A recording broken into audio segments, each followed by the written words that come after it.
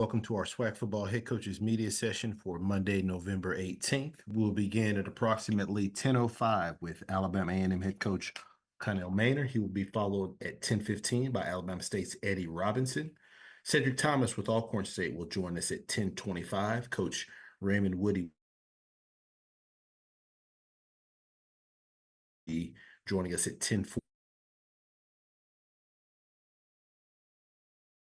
Alonzo Hampton with Arkansas Pine Bluff will join us at 11:05. Coach Kendrick Wade with Mississippi Valley State will join us at 11:15. Coach Bubba McDowell will join us at 11:25.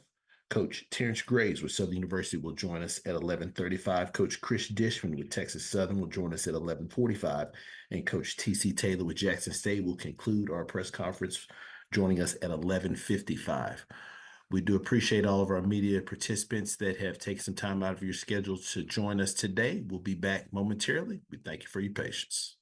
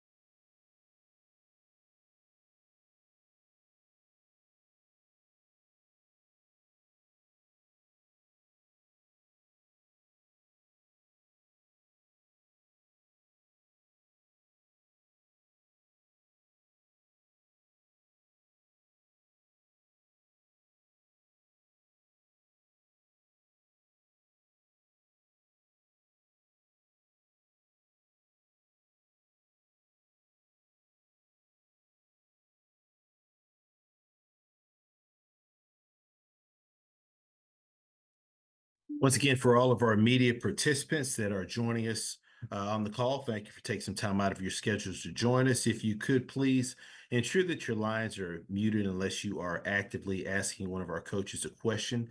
Please wait to be acknowledged prior to asking your question. And please, if you do see several questions there in the queue, please limit your opportunities to ask questions to one initial question. If there's additional time, feel free to re-raise your hand to get your other question answered if time allots. With that being said, happy to be joined by Coach Maynard with Alabama A&M. Good morning, Coach. Good morning, Andrew. How you doing? Doing great, Coach, and appreciate you as always, Coach, for taking some time out of your schedule to join us. Coach, obviously, Saturday off as your team played on the primetime matchup there on ESPNU against Grambling State. If you could please start us out with an opening statement recapping the game. Yeah, first of all, I'd like to congratulate Coach T.C. Taylor on winning the East and Coach Graves for winning the West. So tough conference, and both of those guys did a great job. They got great teams. It's going to be a great championship game. Look forward to watching it. Grambling, we knew Grambling had a good football team, man. Beat the top two teams on our side, and Jackson and State, and then the other three losses that they had. I mean, they was like within 8 points, 6 points, something crazy like that. 1 and 2 point losses. They could have very easily come in there undefeated or with one loss, and so we knew they had a good football team. They was playing well. They got Crawley back, and we knew it was going to be a dogfight. So our guys was prepared, and um, they got out on a little lead on us. They 17-3, and we got a field goal right before half, which was big. Cut the lead to 11 points, which is 2 possessions. And we knew we just had to stay solid. We gave up a touchdown on our offense, fumble all going forward, and but the ball was out of his hand, so it was a fumble. They scored, and that put them up 17-3. And we got a field, and we got a turnover. We forced a fumble, and then we threw a post route for a touchdown to get us right back in the game. Cut it to 3 points, and we got another field goal going into the fourth, right before the fourth, and tied it up 17-17. Headed to the fourth. Great football game on ESPN too. And then we got a safety. They snapped one over the punter head, and we got a safety to go up 19-17. And then we added a late field goal to stretch the lead to 5 and force them to have to score a touchdown to beat us. And our defense was able to get off the football field. So we wound up making one more play than them. They got, like I said, they got off to a good start, and then we went on, I think, 19 unanswered points, and was able to close it out. But it was a good SWAC football game. And it was a great win for us. All wins are good. Appreciate those opening comments, Coach. We'll now open it for questions for Coach Maynard. First question goes to Doc Holliday. Coach Maynard, good morning. How you doing? Doing good, Doc. How you doing, man? I'm doing good. Tell me about your defense in the second half and how elated you were for them to make the necessary stops to keep Grambling out of the end zone to try to win the game. Yeah, the defense is playing good, man. We're missing our starting linebacker, Cortez Andrews, who's right up there in the conference in a lot of the categories. He's probably going to be first or second team all conference, and he couldn't play. He was out. But the backups, next man up, stepped up and played well. They had 17 points at halftime, but like I said, we fumbled the ball and they scored. So that was really, we only gave up 10 points. And so I thought the defense was playing well. Offense was moving the ball. We was kind of shooting ourselves in the foot a little bit. So we was confident that if defense could go out and play like they played the first half, and then we just start executing a little bit better on offense, that we were still in the game. We could come back and win the football game. And we did. But yeah, the defense played good, man. They was causing turnovers, got some interceptions. And they kept us in the game, and we was able to come back and win the game because of the defense. And tell what do you see about your opponent with Mississippi Valley coming up this week?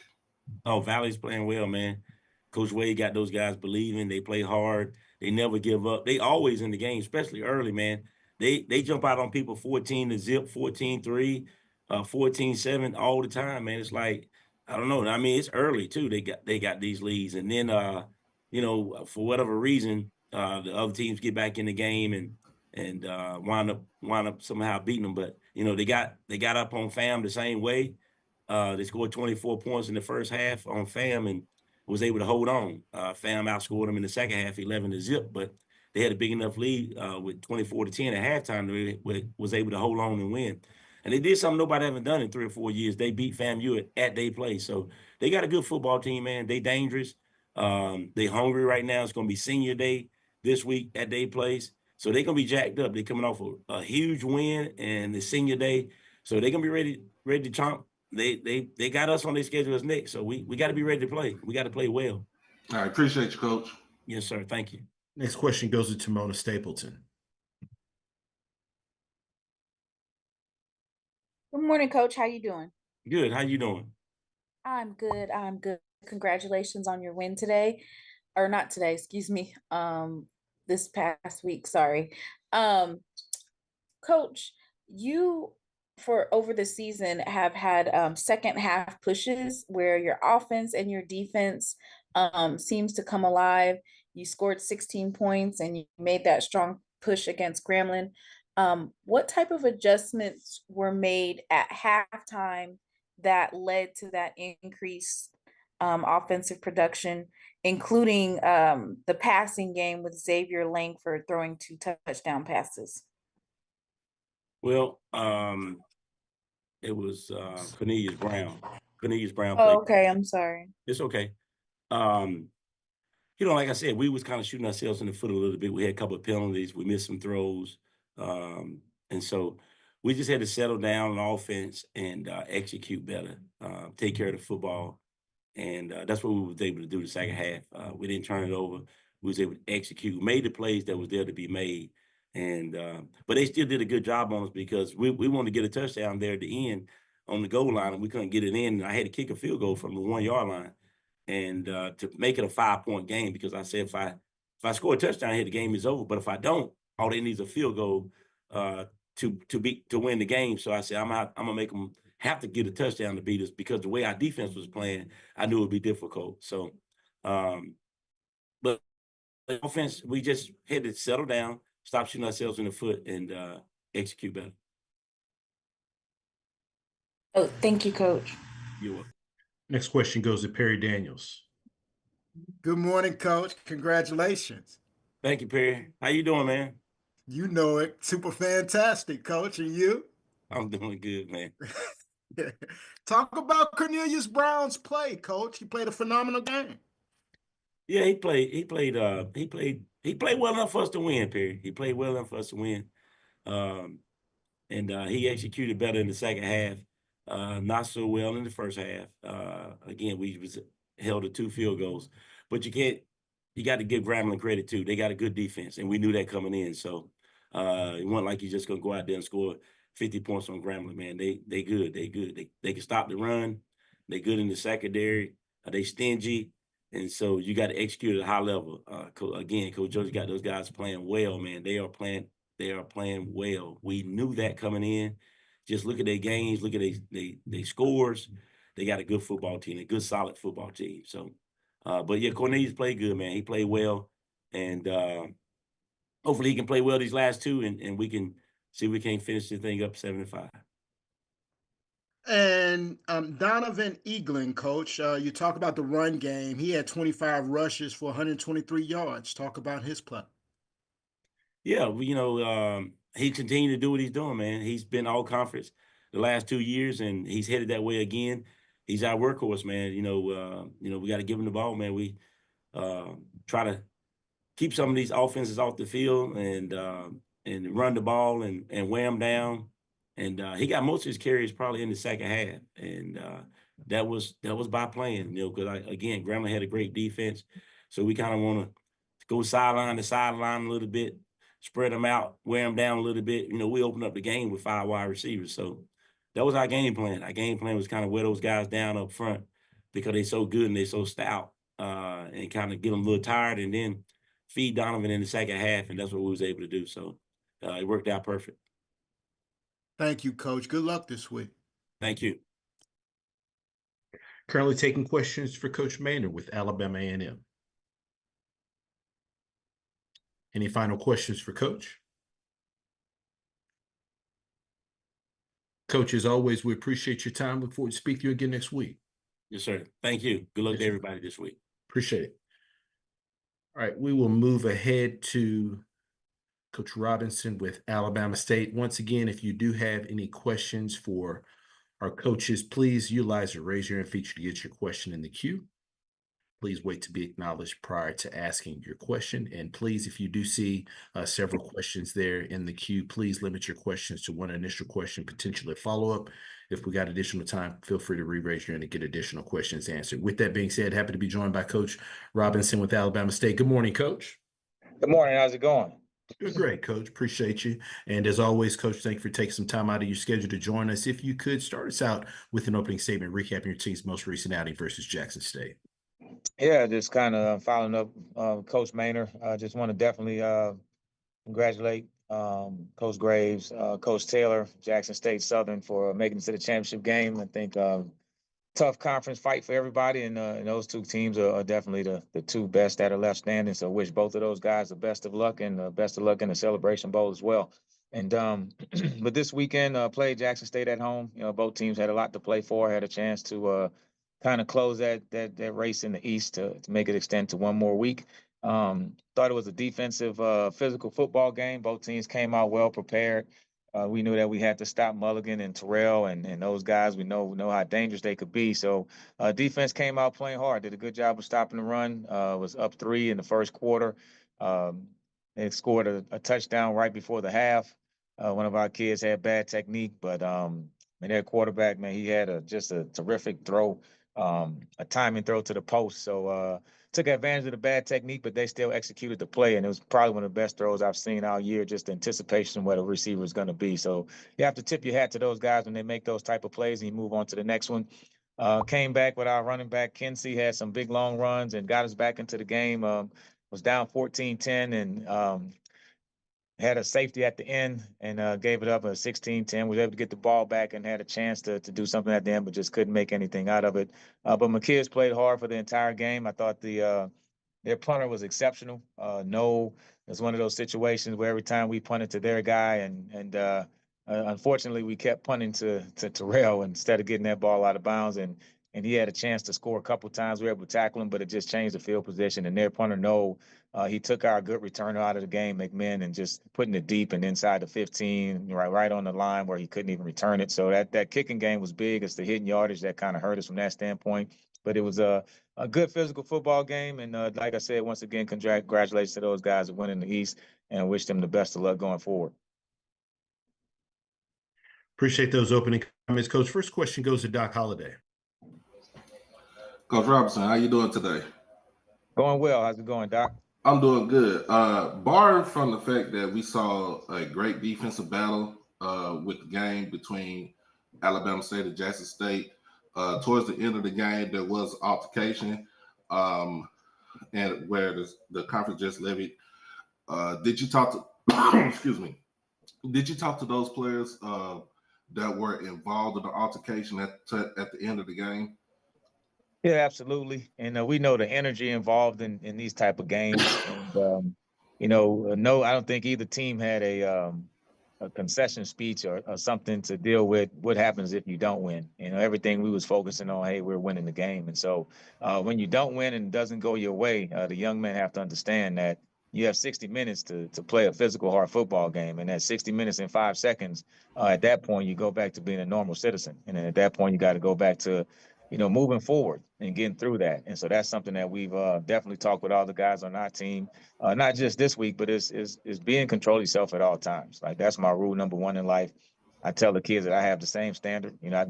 I go out there and make a mistake late in the evening or do something like that, then I won't be the head football coach at Alabama State anymore. So it's not just the level of restraint that we want the kids to have, kids, coaches, everybody, administrators, is just the way the life is, and they have to understand that. So we've definitely addressed it.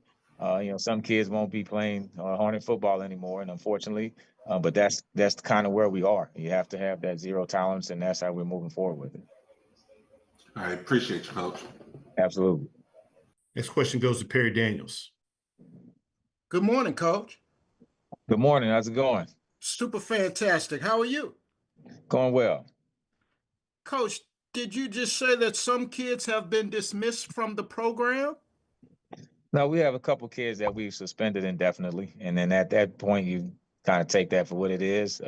Could be short term, could be long term, but some won't be playing this weekend, and that's unfortunate. But at the same time, you can't put your personal interests ahead of what the team and the university goals are, and so it's a tough lesson for young men to learn. And you can always say, hey, they're good kids, but when good kids make a bad decision, just like adults, there's repercussions for it. And are those names that can be shared at this time? Not at this time. Okay. Can we talk about DeMarcus Cunningham and his play this week? Yeah, I mean, he's an exceptional player, high energy player. One of the kids that I love, will be graduating coming up this December 4th. Plays hard every play, and so you like to have kids on the field like that, and just competes every weekend. Okay. And lastly, Coach, your quarterback play. This young man stepped up for you. Well, before we won't talk about Kareem, let's talk about DeQuan Kinsey. 13 attempts, 144 yards. Talk about his play. Yeah, I mean, he was off to a great start early in the year and had a nagging turf toe, and so hasn't been able to reach all of his personal goals this year. But for us, he's a kid that you love to have in the room. Just works hard. He's only been here 1 year. He's out of Abbeville, Alabama, so he's coming back home. And so, but now he's healthy, and you can see when he's healthy the type of things that he can do. And so, just one of those guys that you love. I mean, he has the speed, the power, and it can go the distance. And those type of guys are dangerous because you can't catch them once they get into the open field. He made some big runs for us to keep us in the game. We knew we were going to have to run the football and control the game. Couldn't get much going in the passing game, mainly because of the field position, just being backed up and not want to take the risk. But he was a guy that stepped up and really kept us in the ball game, and needs some more of that this week. Thank you, Coach. Good luck. Appreciate it. Next question goes to Tamona Stapleton. Hey, Coach, how you doing? Going well. How's it going? It's good, thank you. Coach Robinson, your defense showed tremendous resilience against Jackson State. You guys collected 6 sacks. And as you stated earlier, you eliminated Irv Mulligan and Travis Terrell. Can you share the specific defensive schemes or adjustments that you made to disrupt an offense that usually puts up 30+ points? And then how do you plan on building on this momentum for the rest of the season? Yeah, I mean, when I was on the call last week, I talked about, I mean, they have a lot of scary players, and those guys that they touch the ball and everybody holds their breath because they can go the distance. And a lot of respect for Mulligan. I mean, the guy's been playing super hard, and just love watching him run. I mean, he's an exciting player, speed, power, and can score at any time he touches the ball. So for us, it was just putting the emphasis on stopping the run, and that starts during the week as the mindset. You know, you got to have a mentality that we're going to be physical at the point of attack. So the guys did a good job of executing the game plan, just coming downhill and making sure all of the gaps were filled. And realizing that they're going to make some plays is just part of it. And I think the game really came down to they were able to execute 2 big pass plays for touchdowns, and we had our chance to complete pass plays, and we didn't. And so, but it was a good physical football game, and those guys are going to do well. And Terrell, just an exciting player. Same thing with him. When he touched the ball on the punt returns, I'm like, my goodness, like, can we not kick it to him again? And so we'll clear that up. You know, punter will be better at making those directional kicks, but they're an explosive team, and that's why they won the East. They're a good team. And can I ask a follow-up question? Do we have time? Yes. Okay. Coach Robinson, so you have the #1 defense in HBCU, and then it's #3 in all of FCS. I know you have a couple of more games left, but how do you plan to use this momentum with your defense to build a more balanced offense that complements your strong defensive unit coming into this off season? Yeah, I mean, that's been the goal. And so just get all my quarterbacks healthy. That's the biggest thing. And so Kareem has been playing, man, at the very best of his ability, super confident kid, love him to death. Just comes here every day and works and works and works. So and we got to be a little bit more balanced, of course. And but defensively, we just have to play at that level and play the cards that we have. I mean, that's great special teams, great defense, and offense has to put up enough points for us to get a win. And so that's our focus right now, is just to win this one game. We're not focused on the stats or the end of the season. It's just, hey, let's get ready to win one game versus Prairie View at home, and that's how you have to look at it. Thank you, Coach. Good luck. Appreciate it. Thank you. Any final questions for Coach? Coach, as always, we appreciate your time. Look forward to speaking to you again next week. Thank you. Best of luck to everyone this weekend. Sir, appreciate it. We now go over to Alcorn State and Coach Cedric Thomas. Once again, if you do have questions, please feel free to utilize the raise your hand feature there to get your question in the queue. With that being said, happy to be joined by Coach Thomas with Alcorn State. Good morning, Coach. Good morning. Coach, as always, we appreciate you take some time out of your schedule to join us. Coach, if you could please start us out with an opening statement recapping your team's most recent outing versus Prairie View A&M. Yes, sir. Got on the road again.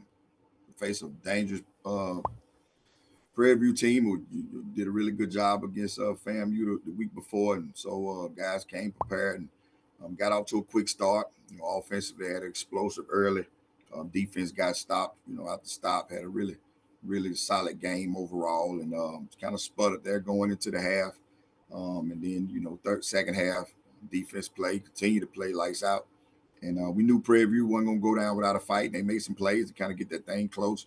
And, defense, they held, pretty much the whole entire game and got explosive in the run game later on to kind of seal it with a special team miscue. And so just overall, really good win to get on the road, beat a good football team. But just to see the guys have some resilience, even though when Prairie View made they run, just says, a lot about the character of these young men, and we're going in the right direction. Appreciate those opening comments, Coach. First question goes to Charles Bishop. Morning, Coach. How you doing? Oh, I'm blessed. How about yourself? Doing well. I wanted to ask about Malachi Bailey, another stalwart performance, 2.5 sacks this past weekend, but just what he's meant to the Alcorn defense this past season. Just the defense part, that's a small, minute sector of what he do for this campus. He Mr. Alcorn for us. Anything that needs to be done, from a campus standpoint, from a leadership standpoint, from a voice standpoint, that's who he is. And so his story, man, is just awesome. And just the football part is, they're just, icing on the cake. And so, playing at a really high level, took his bumps and bruises early, just from a leadership standpoint of just trying to do too much. And now you just see him, back in his element, having fun. And so just excited about getting a chance to rock and roll with him one more time. Quick follow-up, rivalry game coming in this weekend, Jackson State coming in. What will it mean for the Alcorn program to finish out on a high note? Always good, to be able to do that, regardless of who we playing. And so, we got some goals, and one of them is to finish this thing strong. And so we got a really good football team that's coming in, and we got to be sound and do some things that for us to be successful. And so, we got to finish it up, and we're excited about this test that we got to, finish this thing off on a winning season. Sure thing. Appreciate that, Coach. Yes, sir. This question goes to Stephen. Good morning, Coach. What's up with it, Stephen? All right. Just wanted to know, how far back does the Alcorn State, Jackson State rivalry go with you in terms of maybe growing up in Cleveland, where you're aware of how big the rivalry was, but just backtrack when you learned about this rivalry and how big it is? Yeah, about 1994, Charles Brady, my head football coach, he played at Jackson. So that was the first trip that we made, besides going to Mississippi Valley, was 1993, 1994, when Charles Brady took a bunch of us, up to Jackson. And so just seeing all of us inside that stadium, at 14, 15 years old, man, it was captivating. And I said I wanted to be a part of it. And lo and behold, man, God is good, with some great mentors and great coaches. And now I got opportunity to stand in some of the footsteps of some of the greats before me. And so, it goes back to the end, just being a part of it as a high school student. And so, it's dear to me, and got a lot of riding on it, but just excited about getting the opportunity to lead this football team on Saturday. All right. Thank you, Coach, and wish you well. Appreciate it. Next question goes to Doc Holliday. How you doing, Coach? Oh, I'm blessed. How about yourself? I'm doing good. Offensive wise, in the game against Prairie View, as far as passing the ball, wasn't too fond of passing the ball. What are the things you want to try to do to kind of implement somewhat of a passing game against Jackson State and this defense? Well, if the backup quarterback continue to throw interceptions, we won't throw it at all. We got to give ourselves a chance to win, and throwing it to the other team won't do that.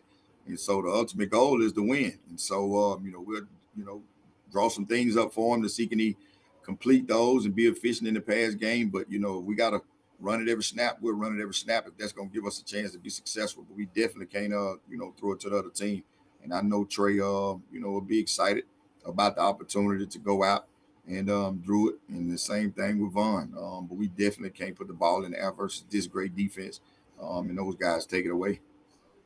And my second question is, what do you tell your players about this rivalry the ones that have not played in this game yet, what do you tell them about this rivalry between both schools?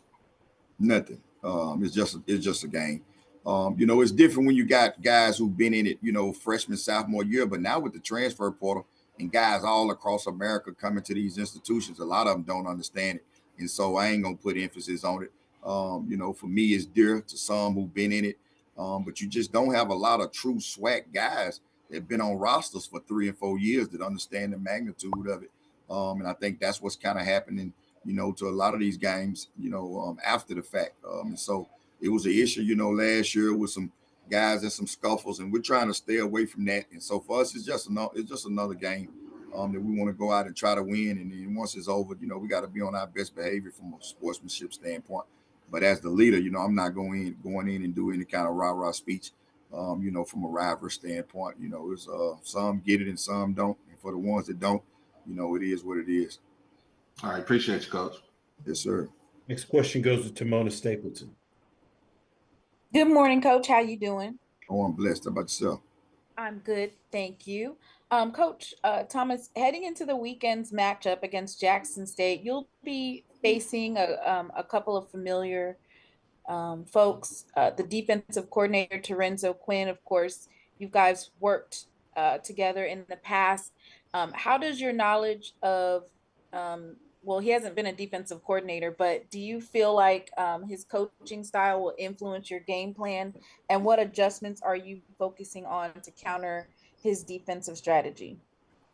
No, we just got to look at what's on tape. Regardless of who the person is, you got to look at the film, and the film will kind of, from an analytics standpoint, will kind of tell you what you need to do and what you don't need to do. Some really good players there, really good coaches, really good administration, and so we just got to make sure that from a defensive standpoint, we protect the football and not give up explosives, and from an offensive standpoint, we got to take care of the football versus a really good stingy defense. But we can't come in, looking at the individuals and try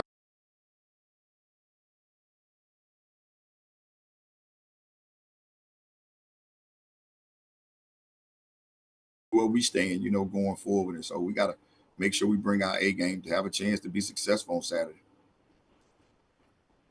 Can I ask a follow-up question? Absolutely. Okay. And then also, you have Rob McDaniel returning. He played at Alcorn, I want to say for 2 seasons. And he was a big time player for your team. How interested are you for that matchup between the offense and, of course, that player that used to be on your team? Oh, I'm not. We don't look at individuals. For us, it's he's a part of a team that we trying to beat. And so when he was here, for us, the nurturing standpoint was we treated him just like all other guys that's inside the building. For us, when you leave the building, it's the exact same thing. You're still a representative of young Black guys that's in this conference that's trying to be productive citizens when it's all over. And we know, we got to know where Rob is as a football player. And we know when football is over, Rob going to be a really good person in society, because that's who he was when he was with us. And so, we're not going into the game saying, hey, check out Rob McDaniel and what he can and cannot do. We know everybody on the defense, can do some really good things. And so we just got to make sure we're on our P's and Q's with one of the best defenses in FCS football. All right. Good luck, Coach, this weekend. Thank you, ma'am. Last question goes to Perry Daniels. Good morning, Coach. Good morning. Hey, I've heard you're blessed, and I'm super fantastic. So we've got through that. Let's talk about Stamarian Edwards, Coach. He had 11 tackles and 1 for a sack. Talk about his play Saturday. Grown man. Just so proud of him. I coached him in junior college. Didn't have a chance, didn't have an earthly idea of what was going on, but just was dear and near to learning. Stayed in the film room, and the good thing about junior college, there was no 20-hour rule, so you could live in the film room, and that's what he did. He changed his body. But just to see him come out of Hollandale, Mississippi, and have a chance when a lot of people told him he wouldn't, and to come here and play at a high level, football junkie, he loves it. It was awesome. He got a chance to get the invite, so he'll play some more football in the Legacy Bowl. But he leads us. Malachi get a lot of praise up front, but he's the brains behind the operation. And so we're just excited about his growth and development. And once it's all over, you know, we know he'll be a really good person out in the real world, got some tools to be successful, and he'll definitely lead. And so I'm just excited he get a chance to rock with us one more time and, you know, put us on his back and face these really good running backs and this tremendous offense that we got to go against. Good luck to you this week, Coach. Thank you. Appreciate it, sir. Coach, as always, we appreciate your time. Look forward to speaking to you again next week. Yes, sir. Thank you. We now go over to Bethune-Cookman and head coach Raymond Woody. Once again, if you do have questions, please utilize the raise your hand feature to get your question in the queue. With that being said, happy to be joined by Coach Woody with Bethune-Cookman. Good morning, Coach. Good morning. Coach, as always, we appreciate you take some time out of your schedule to join us. If you could please start us out with an opening statement, recapping your team's most recent outing at Texas Southern. I know Coach had those guys ready. I mean, we came in obviously ready to compete in a really good environment. We jumped up 7-0. Next drive, our defense forced a turnover and offense scores on the first play that gets called back, and it's converted on 4th down and also gets called back, and that's how the game go. 2-minute drive sets up a 25-yard field goal, and we missed it, which could have put us up 3 more and set up scores on 3 consecutive drives. Then second half, we got down 17-7 offense. They scored early in the 4th to make it 17-14, and our defense gets a big time stop, and the offense, goes down on a 2-minute drive again. And we had some issues with the clock. And then, obviously we had to reset it 53 seconds. And then we set ourselves up, for, the last field goal, to tie it up,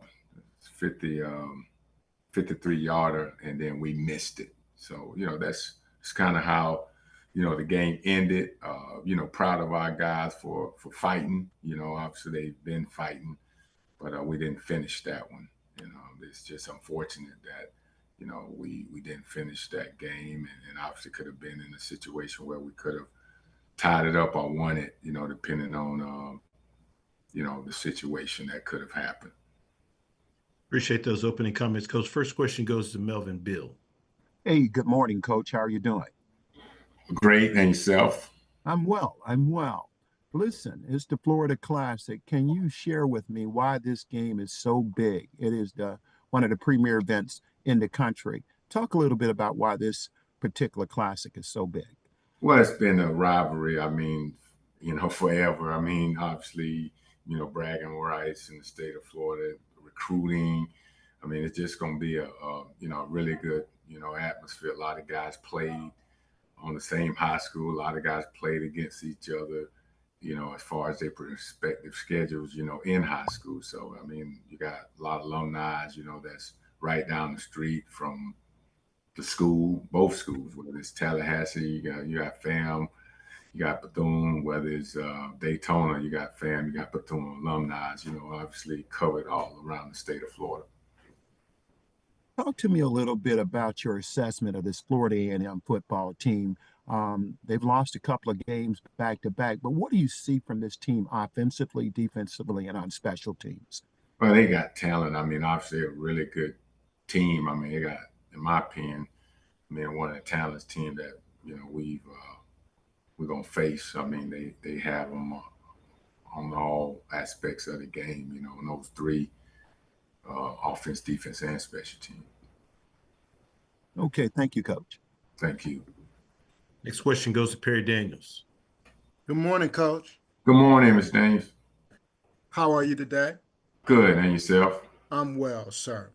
Coach, can you just evaluate, give us a synopsis of your season? You've lost a couple of games by field goals that were really close. Just talk about the whole season.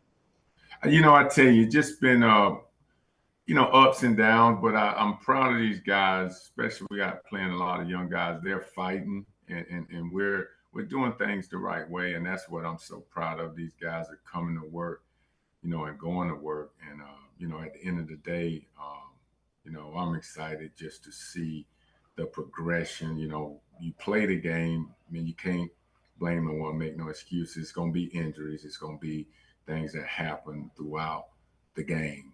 So you have to just keep plugging and stay encouraged. And like I said, these guys, they've been battling all season. And Coach, you traveled last week to Baton Rouge, and then this past Saturday you had to travel to Houston for Texas Southern. What type of effect did that have on your team? Well, we come to work. I mean, blame no one, make no excuses. I tell the guys you have to do something. And we don't look at that. I mean, the schedule is what the schedule is. I mean, everyone has a schedule, and you sign up for it, and you got to produce. Absolutely. Good luck to you this week, Coach. Thank you. Next question goes to Charles Bishop. Coach Woody, how you doing? How you doing, Mr. Bishop?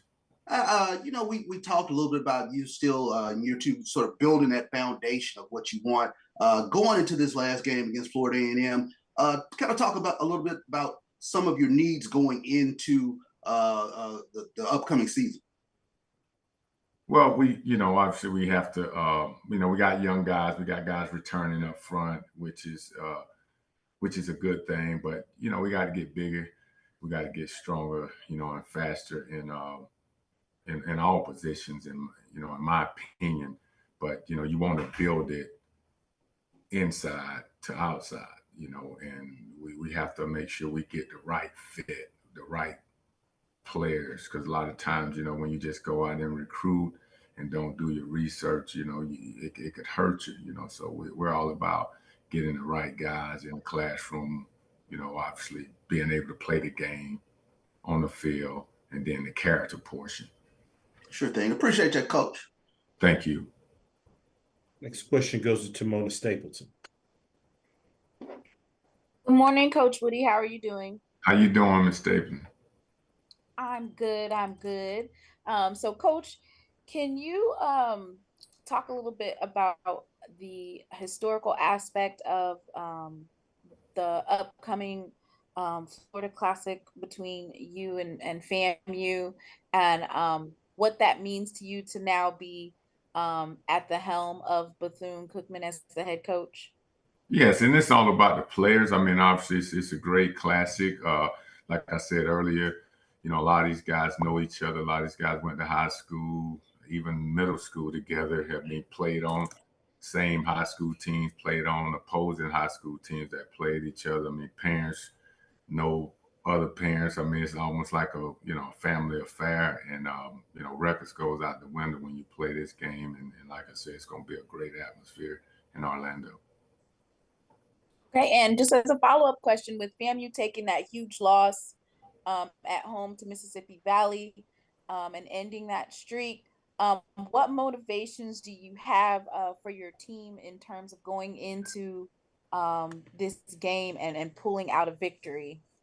Well, obviously, Coach Cozy, great friend. He's going to have those guys ready, and we just got to make sure we take care of what we need to take care of, and obviously play the game to win, and we have to execute it on all cylinders to beat this team. I mean, they have a really good football team.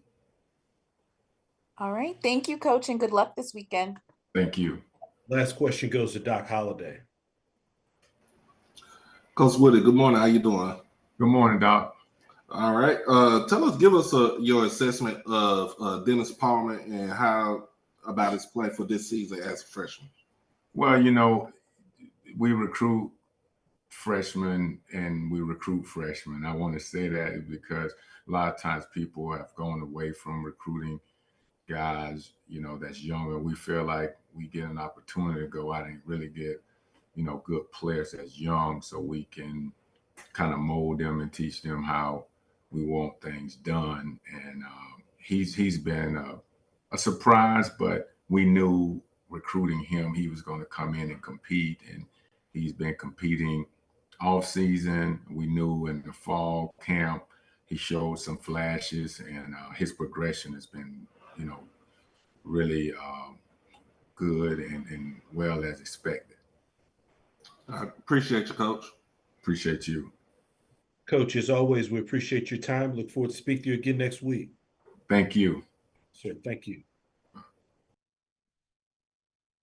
All right, we now go over to Bethune-Cookman. Once again, if you do have any questions for our coaches, please utilize the raise your hand feature to get your question in the queue. Please wait to be acknowledged prior to asking your question. All right, once again, happy to be joined by Coach Colsey with Florida A&M. Good morning, Coach. Hey, good morning. Coach, as always, appreciate you taking some time out of your schedule to join us. Coach, if you could please start us out with an opening statement, recapping your team's most recent outing versus Mississippi Valley State.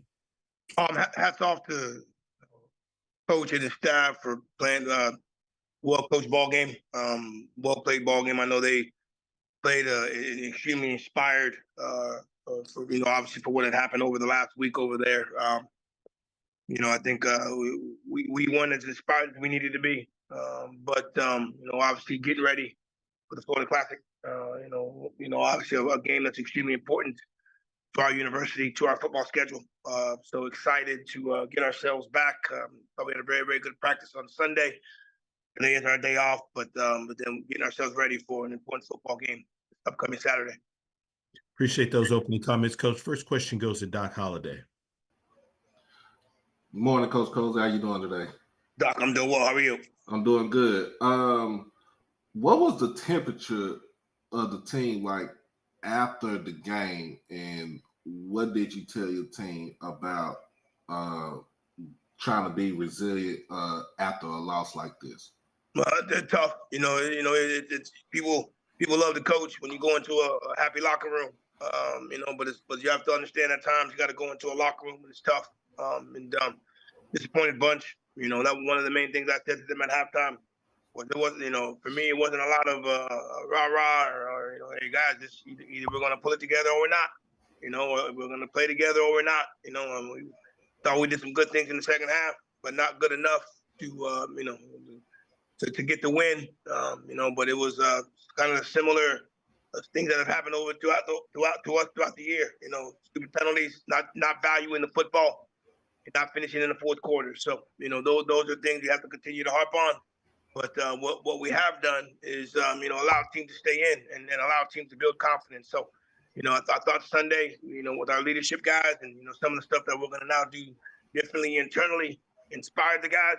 But ultimately, we got to prepare this week. But we all know we're judged on what we do on Saturday. So hopefully we can put it together and put some things together and try to beat a very, very good, confident football team in Bethune-Cookman.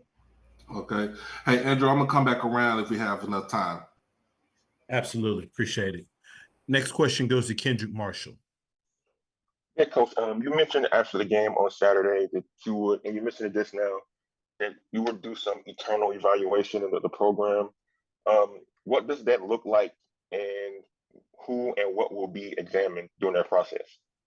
Well, you said examine? Is that what you said? Yeah. No, I examine every week, right? And we got some stuff in the house that we're gonna have to do and we are doing. But just sometimes you feel you gotta light a fire in people. And I think what we're doing and what we discussed on Sunday will be great for us. But again, our preparation to me has been top notch, offensively, defensively, and special teams. We just got to work on the execution phase, the detail phase. You outscore opponents. You outgain opponents. You're defensively. You're keeping teams under certain yardages and things of that nature. But we're not seeing the results with that. So again, every week you got to take a look at your personnel. You got to take a look at your staff, and that's something that I do every week. But as I mentioned, internally we need to do some things differently, and hopefully we get a chance to show show a difference this upcoming weekend. Next question goes to Perry Daniels. Good morning, Coach. Hey, boss, how are you? I'm well, Coach. And that's my question for you. You inherit a national championship football team. The home winning streak at Bragg Memorial has now ended, and it ends to a previously winless team. How are you as a first year head coach after such a scenario?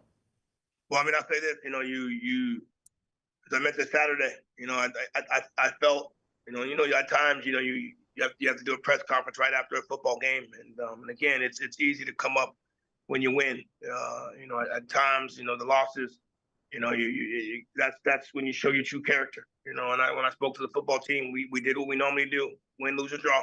We prayed at the end of the game, went to the locker room and talk about things that we may need to do better. Then I let them go be with their families. For me, I think that I did share with them. I said I felt we lost more this game on Saturday because a lot of the things that you had mentioned and what had been included. Obviously, you got to go hit the media about whatever things that they made it feel that they want to discuss and talk about what you may have done differently. But we were a different football team than the national championship team. That shows. But I'm also a person that was blessed with the opportunity to be the head football coach, and there was a standard that I attained. Right, there was a standard that I inherited, and we've fallen short of that. So as the head football coach of this football team, you gotta bear the blame. Got to do what's necessary to get this thing back to where it needs to be, get this thing back to where it's expected to be. And as I mentioned, as we continue to get to the end of the season, right, we're not gonna make the playoffs. We're not gonna win a SWAC championship. Got to make sure that we finish these 2 weeks strong as we get ourselves into recruiting. So those are the things that I'm focusing on. But while also focusing on that, making sure we're putting our best step forward as we get ready for the 2025 season. Thank you, Coach. Good luck. Thank you, Perry. I appreciate it. Next question goes to Keisha Kelly. Hey, good morning, Coach. How are you? I'm doing well, Ms. Keisha. How are you doing? Good. And not to harp on the losses. We didn't talk about that. Let's talk about this upcoming weekend. Is there anything that you're particularly focused on with this Bethune-Cookman team that you'll be facing? Take care of the football, man. I mean, there's a lot of glaring things when you look at our football team right now, but we're minus 13 in turnover margin right now. Like that's not gonna win you any games, right? We haven't done a very good job at times, inside the what I call the compete high-low red zone, whether it's offensively or defense. There's some glaring things when you kind of take a look at our football team, and it tells you why we may be 5-5 right now, right? So. But just trying to win the turnover margin. We did against Jackson State, but we had two key turnovers late that cost us the football game. But overall, right, if we can win the turnover margin and have the ability to run the football that we have done over the last couple of weeks, I think we've got ourselves a pretty good opportunity to put ourselves in a good spot. But those are two things that are in my mind as far as we get ready for this week, taking care of the football. And trying to find ways not to beat ourselves. All right. Good luck, Coach. I appreciate you. Next question goes to Doc Holliday. Coach Coley. What's up, Doc? What's going on? Oh, so you went away from the run in the second half a little bit, even though they gave you a lot of success. You had over 172 yards. What are the things you want to try to do different against Bethune-Cookman when it comes to the rushing attack? Great question, Doc. I mean, I think you know the answer. We had 170 yards rushing the football. Keep running, keep rushing the football, right? We had a couple times. We were deep in their territory, and and coughed the ball up. I thought we could have maybe been a little bit more just simple in our approach. In doing so, we did not, and again we lost the fumble trying to run the option, and we had a snap over our head where our center's a fifth-year senior, and then our quarterback has played in over 45 Division I football games, right? So, sometimes keeping it simple is the best thing to do. Appreciate you, Coach. No problem. Any final questions for Coach? Coach, as always, we appreciate your time. Look forward to speaking to you again next week. Appreciate it. And I just want to say to the head football coach at Southern, the head football coach at Jackson State, congratulations, for them obtaining both division titles. And trust me, long season, and both those guys definitely persevered and put themselves in the best possible situation to represent the SWAC in the SWAC championship game. So I want to just make sure I give shout out to both of those guys. Both those guys did amazing jobs this year. Appreciate you, Coach. Thanks, guys. We now go over to Grambling State and Coach Mickey Joseph. Once again, if you do have questions, please utilize the raise your hand feature to get your question in the queue. So happy to be joined by Coach Joseph with Grambling State. Good morning, Coach. Good morning. How you guys doing? Doing great, Coach, and thank you so much for taking your time out of your schedule to join us. Coach, if you could start us out with an opening statement, recapping your team's most recent outing at Alabama A&M. Well, is another the same book. We talked about it this morning, staff meeting, the same book. Not being able to, to hold on to the league. We got to go back and make sure that we're making proper decisions, when it comes to halftime personnel wise and schematic wise, what are we doing wrong, and how we can get them to cut down on some of these penalties, because we sometimes they don't understand, but we got to get them to understand. But that's on me. I gotta coach them better. I gotta coach my assistant coaches better and get this program back going. But we I think we're closer than we think. While you being a competitor, you want it to happen right now. And we're in a bad place right now. We're not in a good place, but at the end of the day, God woke us up this morning to fight another battle. So that's what we're gonna do. First question goes to Perry Daniels. Good morning, Coach. Good morning, Perry. How you doing? I'm well, Coach. How are you? Could be better, but I'm okay. Coach, you've been around football a very long time and around this program is today compared to some of the other programs that you have been involved with? Well, I've been Power Five the last since 2016, I think 17, and before that I was at Tech. But the last time I was here, I think it was 14. I was at Elkhorn, and 14, 15, Elkhorn, 13. But the last couple of it's just been bigger programs, and you have more resources when you have these bigger programs. But it's no excuse, what's going on here with these close games. We gotta fix it. It's not a lot of stuff happening off the field that we need to fix. Everything we need to fix happens on the field. So we got that opportunity. We get the opportunity to fix things every day we have our kids. So I got to make sure that we're doing a better job of getting our kids in the right situation. And because at the end of the day, Jamar Chase is not going to walk through the door. Justin Jefferson is not going to walk through the door. So it's more trying to develop the ones, even the ones you get out of portal, you got to continue to develop them. Because like I said before, when they drop down from group of 5 to us, that means they hadn't played. So we got to do a really good job of developing and continue to develop them and understand what type of kid that we're getting out the portal and get that kid to play at the potential that he once had. So we got to do a better job of that, and it starts with me. And will your off-season recruiting focus be more in the portal or at the high school level? Well, right now we redshirted probably 85% of our high school kids. So I think that right now we will focus on the portal because our high school kids are, they developed to what we thought they was going to develop in. They started out slow, but right now they some of the best players on the team right now. Once you look at them now, once we get them from behind those cards, and what I mean behind scout team cards, and see, hey, how much can they retain? We'll know more. But right now, I think our high school kids are here right now, and we're going to focus on some high school kids, but most of these are going to be, JUCO and transfer portal kids. Thank you, Coach. Good luck. Thank you. Next question goes to Kendrick Marshall.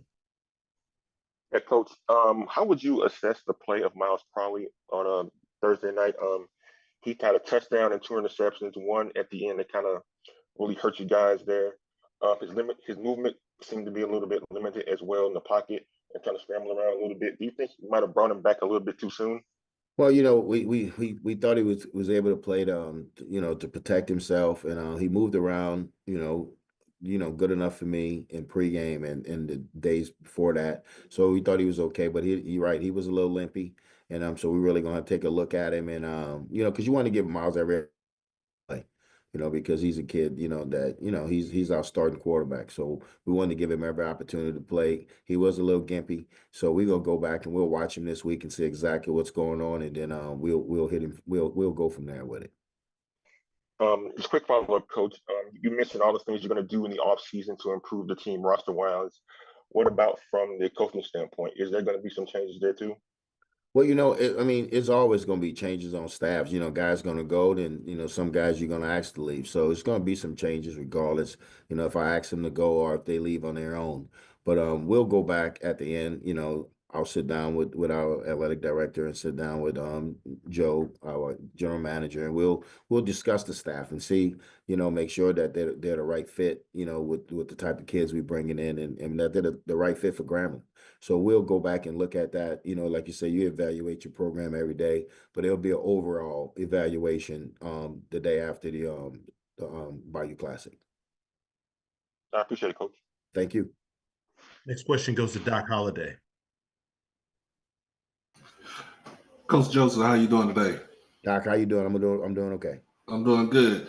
Can you can you give an assessment about your offensive play calling with Coach Dooley, and what is the thing you want to try to implement for the Bayou Classic and from here on out?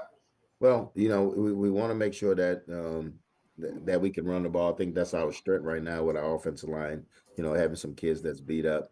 That we have some young kids up there, so I think we can try to work on putting together a really good run game and trying to get a hat on a hat. I thought when we had Miles, I thought it was more trying to drop him back and get the ball out his hand with the quick game. But I think going into it now, you want to try to settle down and see if we can hand this thing off and cut the game in half and see if we can run the football. So it's we'll sit back and we'll do it as a staff to figure out what's the best runs that we can have and then go from there with it. But we in the beginning you try to do what's best with the personnel that you have. With the personnel changing up now, you have to change up your game plan and probably sit back and say, okay, let's see if we can run the ball. And I think we can. We just got to commit to it. All right, appreciate you, Coach. Appreciate you. Currently taking questions for Coach Joseph with Grambling State. Any final questions for Coach? Coach, as always, we appreciate your time. Look forward to speaking to you again next week. Okay, appreciate you guys. Thank you. Thank you.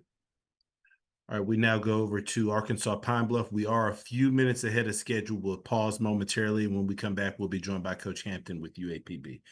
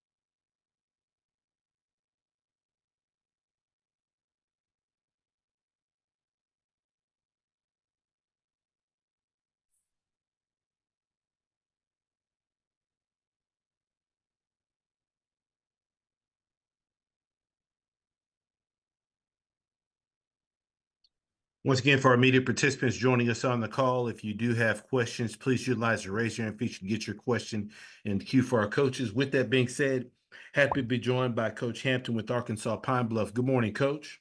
Good morning. Coach, as always, we appreciate you taking some time out of your schedule to join us. Coach, if you could start us out with an opening statement recapping your team's most recent outing at Southern. Obviously, we went down to Southern, senior day for them. We knew what they had on the line, the opportunity that was in front of us, and we didn't take advantage of it. We got off to a good start. First drive, the ball down the field, get in the red zone, and they hold us to a field goal. Next possession on offense, we get an interception. We drive the ball back down there, can't punch it in, kick another field goal. Really should have been up 14-0, now 6-0. And then they do a good job. They drive the ball downfield. They get it to 3rd and 5. I mean, the same play we worked on. We knew what was coming. We got a guy in position. He don't make the play. They get the first down. Then they get a field goal. They get a touchdown, make it 7-6. We drive the ball again, get a couple first downs, just keep shooting ourselves in the foot. And then right before half, they end up getting another touchdown, make it 14-6. Them going into halftime, we knew we was getting the ball coming out. We felt good about it because we've been able to move the ball on everybody for the most part. We take the drive and drive down, get 2 first downs, and then they get a stop. We punt the ball to them, and then we just blow a coverage. That's kind of been the theme for us. We mentally break at some point during the game, and they hit us with like a 71-yard. I don't think that young man caught a pass all season. And it was an easy route, it's a switch route. And they go up 21-6. And then the very next play on offense, we fumble the ball, 93. He needs to be Defensive Player of the Week. Whoever he is, he's a really good player. I think he ended up getting a scoop and score at the end of the game. My son just sent it to me. He's all on Sports Center. He deserved it. He played his tail off, 93 did. And so, obviously, the score is 24-6. We get another big play. A big time scramble by Mackay. He dumps the ball off to the tailback. Guy runs 85 yards and credited Coach Graves and Coach Miller. That young man ran him down. They stop us. I think we got 1st and goal on the 7. We got a pop pass, tight end wide open. Quarterback, he just misses him for a touchdown. And they hold us to a field goal. Now the score is 24-9. And then they get the scoop and score at the end of the game. But we had our opportunity. But Coach Graves is an outstanding person, man. I'm happy for him. And I told him before the game, after the game, good luck to him. Obviously, Coach TC on the other side, congrats. My hat's off to him as well. It'll be a great game. SWAC championship. Appreciate those opening comments, Coach. First question goes to Tanner Spearman. Good morning, Coach. Good morning. Looking at this season, I mean, first 4 conference games for you guys were all competitive games. You won a couple, had a couple close losses. The last 3 have kind of gotten away from you a little bit. What do you attribute that to, and what do you guys got to get back to doing that you were doing earlier to have a chance this week? Score touchdowns. We moved the ball on everybody. Let's be honest. The only outlier in all of these games is the Jackson State game. Like, we literally, man, it's like they knew everything we were doing. But they're a good football team. But every team after that, even Alabama A&M, I mean, we're up. We have a chance to go up 14-0, 17-0. And then we just shoot ourselves in the foot. We get in the red zone. We're kicking field goals instead of scoring touchdowns. And then for whatever reason, our kids, we haven't been able to coach them into believing that we're going to score touchdowns instead of field goals. And then, obviously the game got away from us in the 3rd quarter. Against Alabama A&M because we just made too many mistakes offensively. And then on defense, man, they just wore us down. They kept getting into 14 personnel. And then last week, we played Southern. I mean, we had a chance to go up 14-0. I mean, we're 2 evenly matched teams. And yeah, you can say the score is what it is, but I know that this football team is a lot closer than those scores. Of the last 3 games. And so that's the frustrating part. But, we got to finish strong. Finish strong for these seniors. There are a lot of seniors.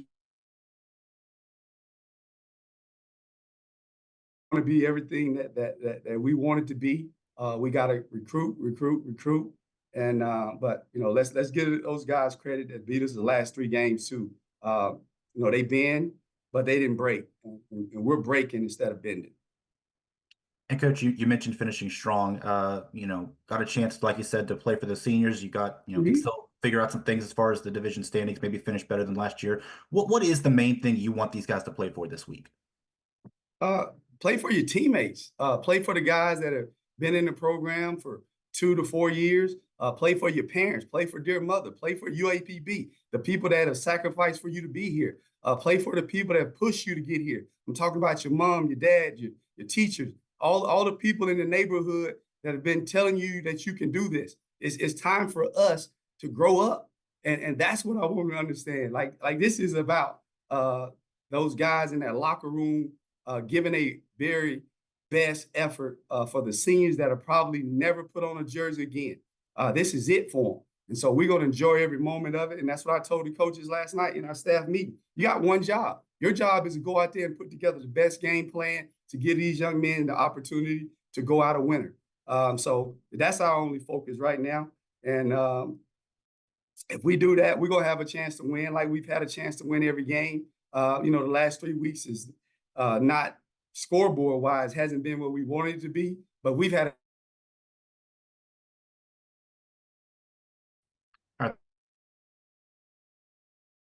Coach. Morning.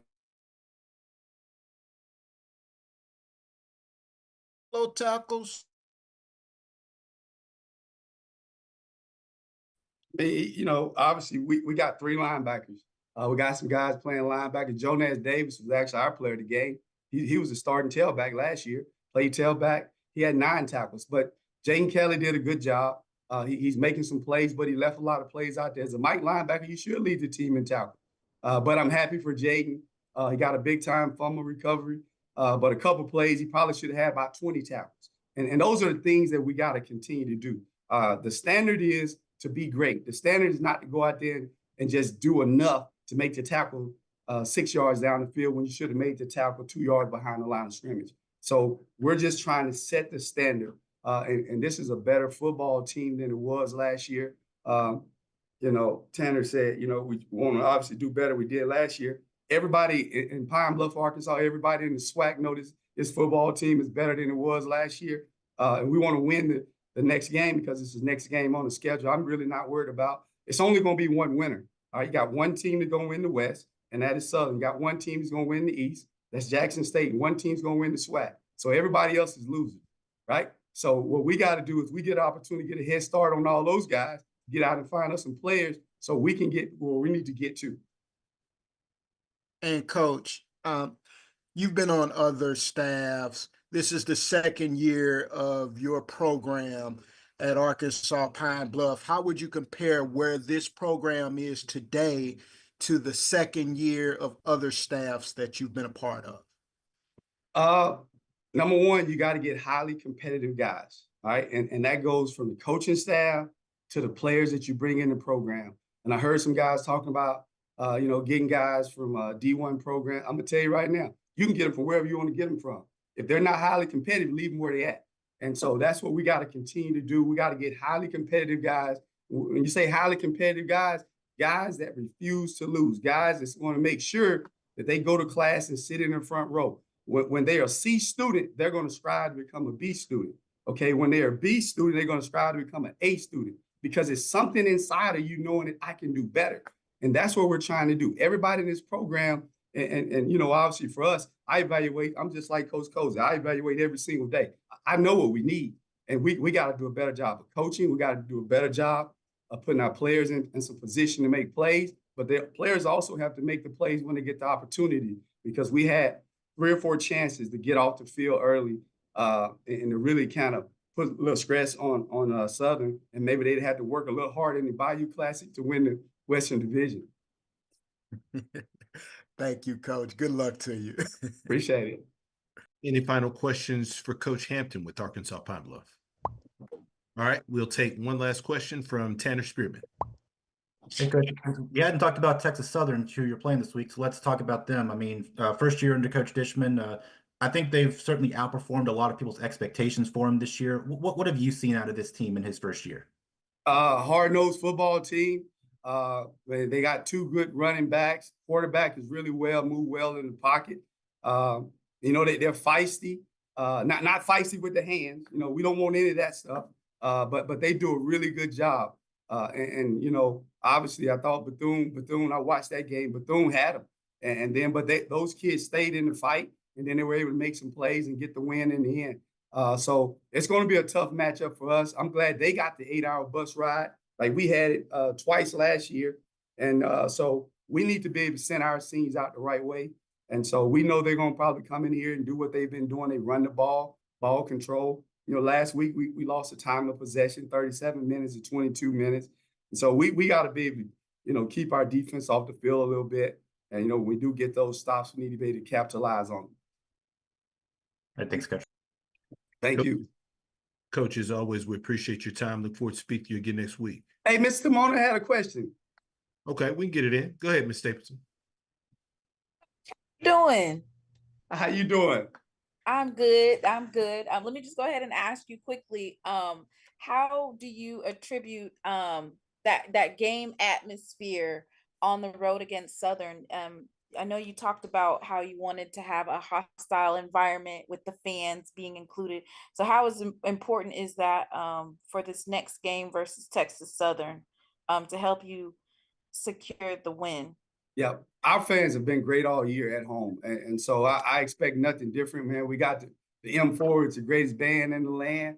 They'll have, I don't know how many seniors they got. So they always show up and show out. And then, obviously we got about 12, 13 seniors, their parents be in town. So it's a great way to end the season for these young men. And we got to do everything in our power to get the W for them. So, Simmons Bank Field has been good for us, and our kids, for whatever reason, they play a little harder at home. And so we got to be able to bottle that energy up and let them take it out one last time. Probably put the gold jerseys on them for the last time. And we're talking about setting the standard for obviously going into spring ball and all that, spring workouts for the guys. Winter workouts.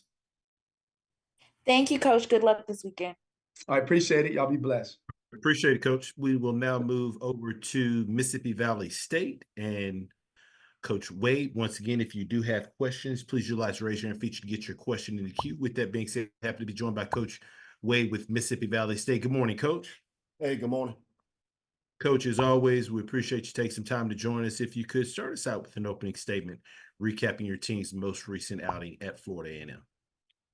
Yeah, man. First of all, I want to just send huge congratulations to TC, Coach Graves, for winning their side of the SWAC. Two really good programs. I'll definitely be tuned in watching that game. We're coming off our first victory against FAM. I went down to Florida A&M and played a really good FAM team. I think this game can be summed up with two stats. We won the turnover battle 3-0. And we didn't allow sacks. So we put ourselves in position to go out there and be successful. Our kids played extremely hard. And like I said, it's a team that we had never beat. We was 0-6 in our lifetime versus FAM. So again, this was history being made by being the first Valley team to go in there and win that game. So again, we're feeling really good about it. I'm just so happy for these kids. They've endured so much. They worked so hard, and just happy that they were able to go out there and get a dub. Appreciate those opening comments, Coach. First question goes to Doc Holliday. Coach Wade, how you doing today? Doc, what's going on, my man? I'm doing good. You started the game out on the road, punched them in the mouth early in the first half. Second half, it kind of wavered down. What was the thing that you told the kids at halftime about trying to keep that momentum going from the first half to the second half? Yeah, we scored 24 in the first half, didn't score in the second half. The halftime speech was we just talked about a boxing analogy, just kind of talking about, how you defeat a champion. It wasn't going to be a one-shot deal where we go get a headshot. We knew that it was going to be just repeatedly blows to the body. So we knew we wanted to control the ball. So we wasn't as aggressive as we wanted to be or as we were in the first half. So again, we just wanted to continue to hit the body. We felt like if we can continue to hit the body for 30 minutes, eventually those guys will fall. So that's what our approach was in the second half. We did miss some opportunities to go out there and score some points. But the most revealing thing in the second half to me was when they turned the ball over late, it was about 6 minutes left. We got the ball back and they never got the opportunity to get the ball back. We bleeded the clock out. So that just kind of solidified everything that we want to do in the second half, which is just kind of repeatedly just hit these guys in the body. And like I said, we thought eventually they would fall. And with Nathan Rember, he played his tail off on Saturday. Tell us about him and his progression over the season. Yeah, really good ball player. The only somebody that can stop Nate Rember is Nate Rember. He's very competitive, which is something that Coach Hemp just said. We believe in getting competitive guys. He's a kid that we got out the transfer portal from a Division II school. So again, great competitor. He loved to compete, and he went out there and did what he does week in and week out. I appreciate you, Coach. Yes, sir. Next question goes to Perry Daniels. Good morning, Coach. Hey, good morning. Coach, I didn't get a chance to offer my condolences on the recent events last week, but I know that they are there. How much did inspiration from that event play into this victory? Inspiration, motivational deals. I mean, that gets you started. You don't win and lose games because you're necessarily inspired. I mean, it definitely helped. We understood we was playing for a bigger purpose, but it was just about these habits that we've been trying to create. That's, habits going to sustain you throughout the duration of a game, throughout the duration of a season. I think this game was won on Wednesday, or we put ourselves in position on Wednesday to go out there and be successful. It was pouring down rain in here. We practiced at 5:30 a.m. I mean, we practiced in the midst of a storm. In the past, I've seen our kids kind of waver when the elements were not ideal. This past Wednesday, those kids went out there, had their best Wednesday practice. So after the Wednesday practice and staff meeting, I told the coaches, I said, we're putting ourselves in position to go down here and beat these guys. And that's exactly what happened. Great job, Coach. Excellent job. Appreciate you. Thank you. Next question goes to Stephen. Good morning, Coach Wade. And again, congratulations on your win. Stephen, my man, good morning. Yes. Just curious, what have the last 2 days been like for you in terms of just the whirlwind of congratulatory, maybe text messages, emails, phone calls that you've been getting and all the pats on the back on campus, but kind of describe just the emotional highs that you've been on over the last 2 days with everybody just being so kind and reaching out to you. Yeah, I mean, it's been overwhelming. I mean, thousands of text message or DMs and everything. It doesn't affect me at all. I don't get too high or too low when it comes to this. So my thing is, we appreciate it, but I don't live for the cheers, so I don't die by the boo. So I don't necessarily live for that. Again, but it is cool to have that. But it's been the same for me. It's been the same for us. We do the same thing each and every day. Sunday was just kind of clean up day for us. So we went in and looked at this film and we got that cleaned up, and we started our opponent intro today on Alabama and A&M. So for me, it hadn't been different for me. Just kind of received a lot of calls and texts, but like I said, I don't get too much into that. I appreciated all of it, but for me, I mean, it's the same. All right. Thank you, Coach. Wish you well this season finale coming up Saturday. Yes, sir. Appreciate you. Next question goes to Kendrick Marshall.